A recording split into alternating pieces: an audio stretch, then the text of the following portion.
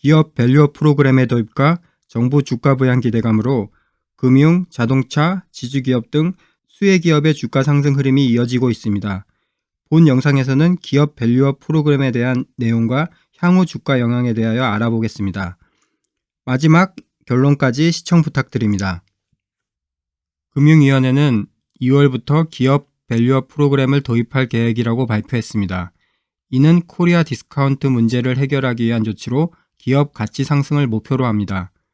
주요 내용은 상장사의 주요 투자 지표인 PBR, ROE 등을 기업 규모, 업종별로 비교 공시하고 상장사에게는 기업 가치 개선 계획 공표를 권고하고 기업 가치 개선 우수기업 지수 및 ETF 도입 등 상장사가 기업 가치 개선에 힘쓰도록 독려하는 제도입니다.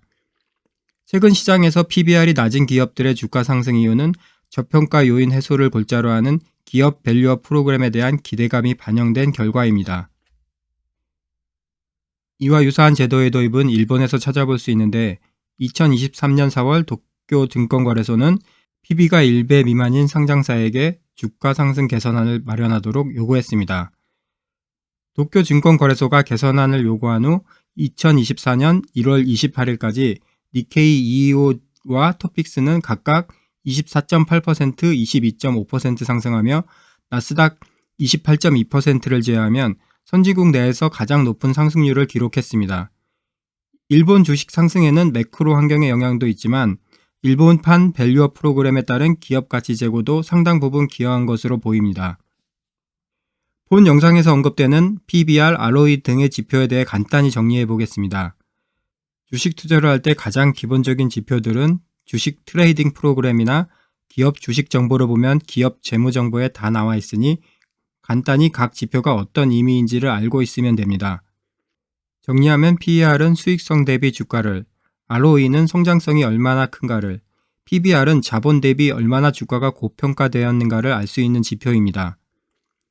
다시 한번 정리하자면 PER과 PBR은 그 기업의 주식이 시장에서 어떻게 평가되는지를 분석하는 지표이고 ROE는 기업 자체의 수익을 분석한다고 보시면 됩니다. 가치주를 발굴할 때 PER과 PBR의 수치는 낮을수록 ROE는 높을수록 좋다고 볼 수 있습니다. 그러나 업종별로 차이가 있고 이러한 투자 지표를 이용해 미래 주가를 완벽하게 예측할 수 있는 것도 아니니 일부 투자 판단의 자료로 이용하시면 될 듯합니다. 기업 밸류업 프로그램을 통해 수혜가 기대되는 종목은 활발한 주주가치 제고로 주가를 부양할 수 있는, 즉 현금 흐름이 양호하고 부채가 적은 기업입니다. 이에 따라 은행 등 금융기업과 자동차, 지주기업 등 모두 코스피보다 낮은 PBR을 가진 기업들의 주가가 외국인과 기관 투자의 확대로 인해 급등했습니다. 그럼 결론적으로 밸류업 프로그램의 주가에 대한 영향은 얼마나 갈까요? 위험성 높은 정책 테마 투자와 같이 반짝 효과에 그칠 거라는 전망과 코리아 디스카운트 문제 해결을 위한 조치로 기업 밸류업 프로그램 수혜주의 주가 강세가 장기간 계속될 거란 전망이 있습니다. 개인 투자자들은 정부의 기업 가치 향상 정책과 기업의 주주 친화책에 대한 낮은 신뢰도로 밸류업 프로그램 시행 이후 8조 원 이상을 매도하여 수익 실현을 했습니다.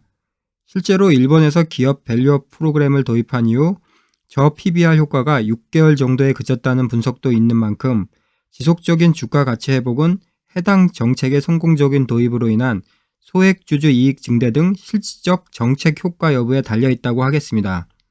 이상으로 기업 밸류업 프로그램 소개와 향후 주가 영향에 대한 영상이었습니다.